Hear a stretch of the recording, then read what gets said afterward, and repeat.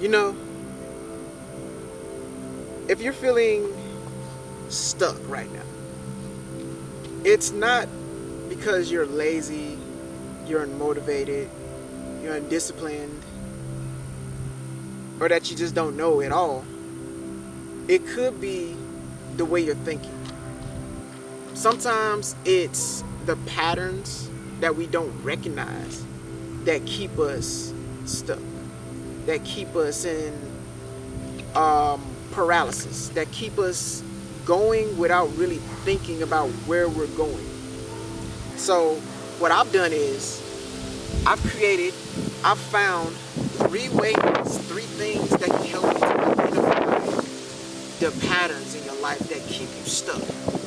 Because I was thinking about this, right? Let me kind of give you some framework around where this came from. So I was watching podcasts, right? And they was talking about 7 things that keep you stuck. And it was so good. And it got me thinking about a couple of things. It got me thinking of one, what is that threshold between who you are and where you're going? Because this is something that I tend to think about often, especially throughout my days, because sometimes you look at your day and you look at the pattern that you're, executing on a daily basis, and it's like, where is like the growth happening, right? Where's the growth happening right now? Where is the thing that is going to help me to move forward and go further in the direction that I'm headed towards? And I just got to work. When I was thinking about this, I got to work because I was like, I need to do some research on this, right? I need to research. I need to find out what is that threshold? What is that thing? And I found a lot of things, but I think these 3 things are going to be the most important things as you're going along your journey. And I'm going to share them with you in this video today.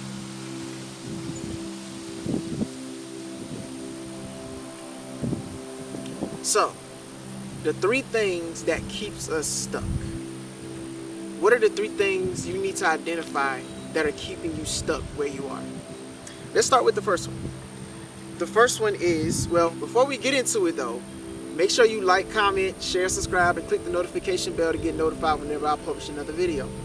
Thank you so much for the love and support. You're greatly appreciated. So the first one is, you're waiting for permission. You already know what to do, but you've been conditioned to wait for approval before you move. And this comes from childhood programming, being taught to be obedient as opposed to having self-trust. So whenever your intuition speaks to you clearly, you start to doubt, you start to overthink, you start to second guess yourself. And now you're seeking validation outside of yourself, like, oh, is this the right thing to do? Oh, can I do this? Oh, what if something happens? What if they don't like it, right? You start to have those kind of thoughts and those kind of doubts about what it is that you're doing.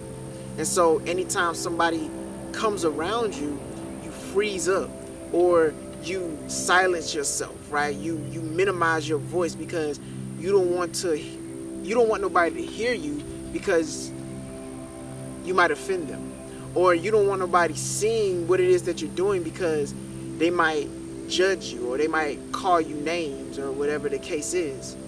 But in those cases, you have to show up authentically.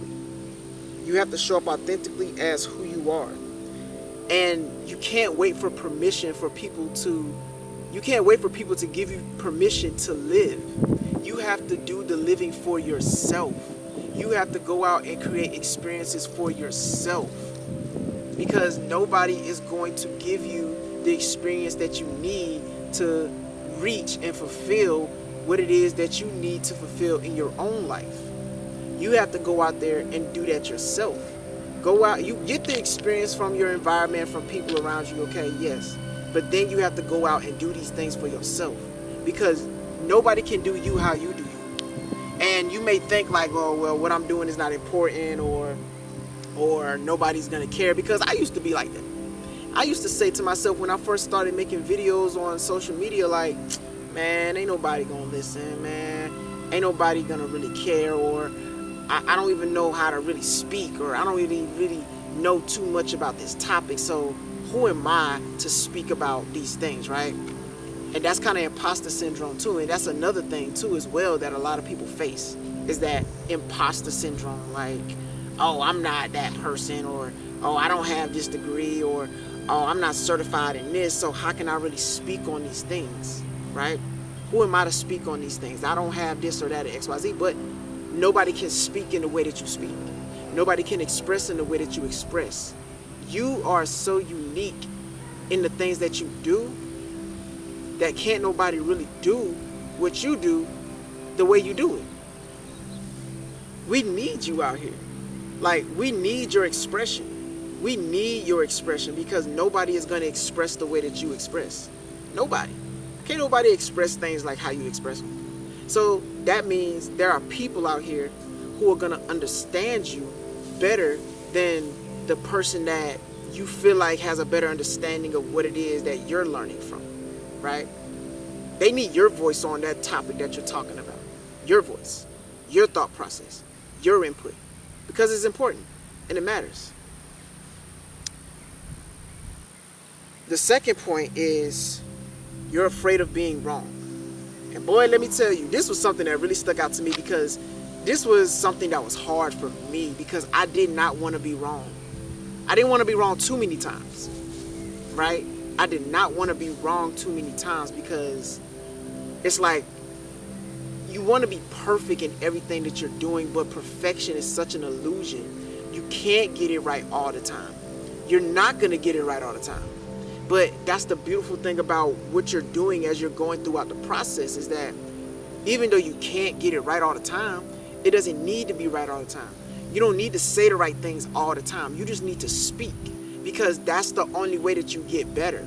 You don't get better by doing nothing. You don't get better by over-preparing and under-delivering. It doesn't work that way. Sometimes you don't have it all complete, and you just have to work with what you got.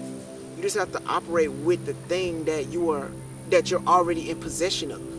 You may not have all the equipment. You may not have all the fancy lighting. You may not have like the mic or the notes, the iPads, whatever the case is. You may not have all these things, but you got something. And that something can carry you further than you just thinking about the things that you don't have or doing nothing with what you do have, right? You're not afraid of failure. You're afraid of the feeling of being wrong. That fear keeps you from experimenting, exploring, and expressing. Just said that. It's rooted in early experiences where mistakes lead to punishment instead of understanding. And let me stop you there.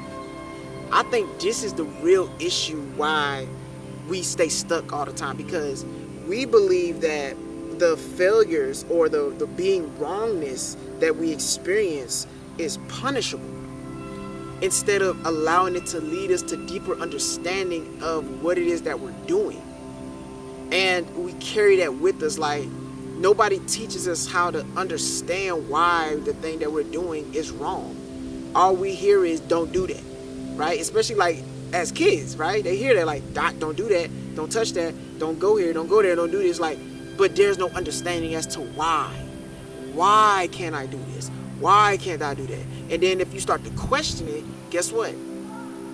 Don't question me. Just do what I say, right? There's no understanding behind why these things matter.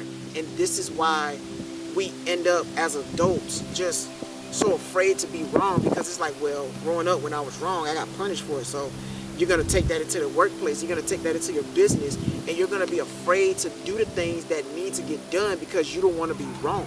Because if you're wrong, you're going to get punished for it. That's something that you need to rewrite.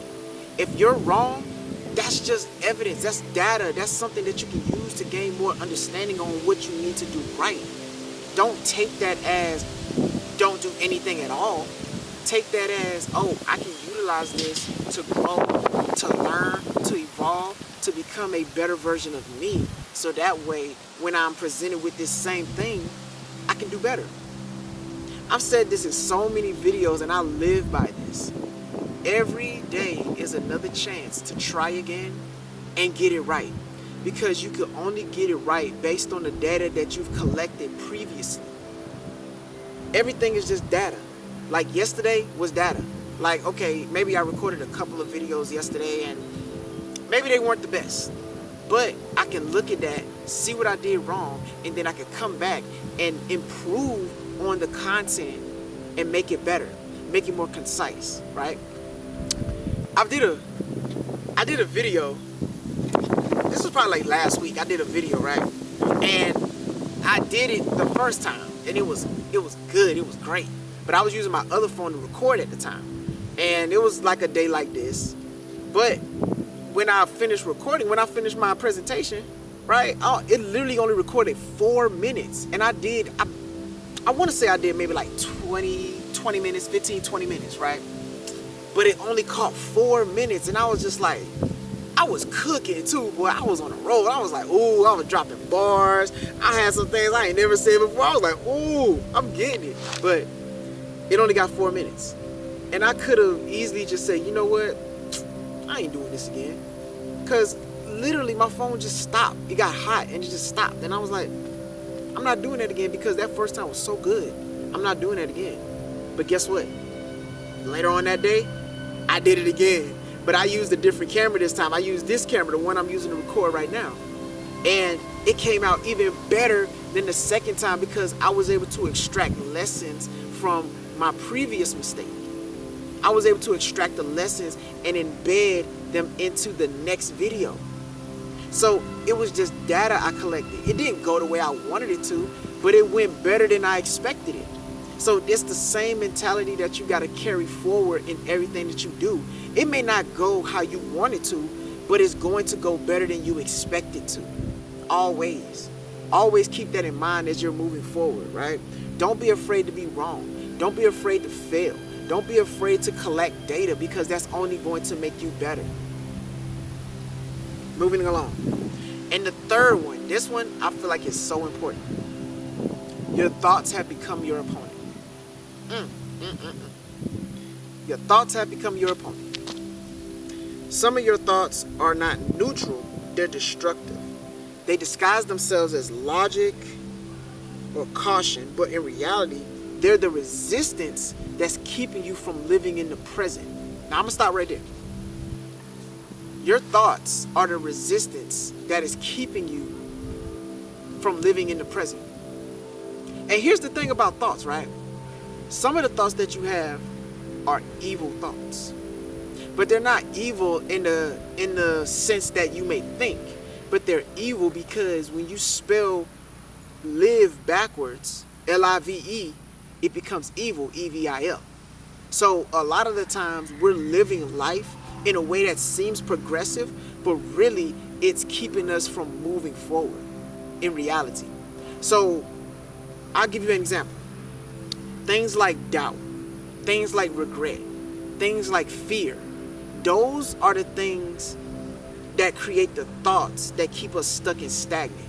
And those are the evil thoughts. Because as soon as you get inspired to do something, right, what happens? That pattern, those patterns kick in again of why it can't be done, of why it's impossible, of what if I get it wrong? Or everybody else is already doing it, so why would I even try?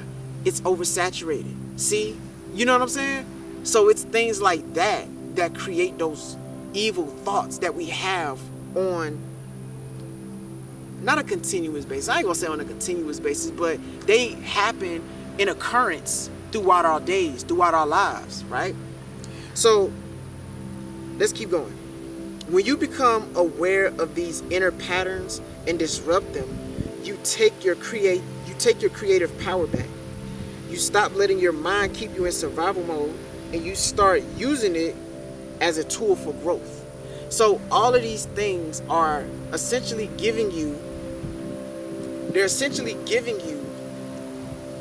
the necessary ingredients that you need to build your mind up and utilize it for what it's made for growth, for development, for enhancement, for advancement. That's what your mind is designed for you to do. Your mind is designed for you to grow, to evolve, to become a better version of yourself, to put you in positions that may be a little uncomfortable, but they are necessary for your growth. See, I saw this before, right? This was on a podcast that I saw This is probably some years ago, right? Probably like 2 years ago. And the guy, he was talking about how he experienced something called PTG, post-traumatic growth, meaning that he took every negative experience that he ever had and he utilized it for his own growth and development. So he doesn't get stuck in patterns of thinking about things that hurt him or things that kept him in a certain cycle of thinking, like PTSD. But he utilized all of those experiences as data to grow and evolve and become a better version of himself and continuously elevate in his own life. It's Billy Carson, in case you didn't know, right? That's who it is.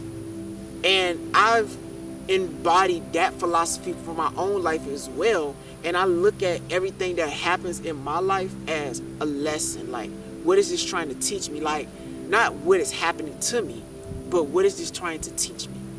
Because everything that is happening, that happens in my life, is a lesson, which then equates to a blessing, right? Because that's how you extract things from your life. You extract things by learning from your experiences. So yeah. And I'm gonna leave it like this, right? I'm gonna end it like this. The key. Let me go back. The key to all of this is awareness. Because once you see what's been holding you back, you can finally move differently. There's this thing I do called pattern disruption, where throughout my days or throughout my weeks or my months, my years, I like to take an inventory of how I'm operating, right? And then once I start to notice a certain pattern in the way that I operate, if I see something along that pattern that isn't really serving me, I do something called pattern disruptions, to where I replace that pattern or that thing with something else that's more conductive, more productive, and that I can utilize to help me grow and evolve and become a better version of myself. And so you should be doing the same thing in your life. You should be creating pattern disruptions so that way you can grow and evolve in the areas that you wish to see yourself in, right? But the key is awareness. Awareness only happens when you are hit with, and this is only from my own experience, awareness only happens when you are hit with major events in your life that bring a different level of awareness to your current circumstances. Now, you shouldn't have to wait until that happens, but in some cases it does happen. So when it does happen, this opportunity allows you to change the trajectory in which you were headed and pivot in another direction, a direction that's more conducive to your growth, a direction that's more conducive to your evolution, a direction that is actually going to help you to grow and evolve and step into your calling, as opposed to stepping into your doubts and your fears and your regrets, right? So yeah, that's all I got for y'all today. I hope this was helpful. Thank you for tuning in. Thank you for being on this journey with me. Thank you for allowing me to be on this journey with you. And I truly believe we do better when we grow together. So let's continue to grow with one another. And until next time, peace and progress.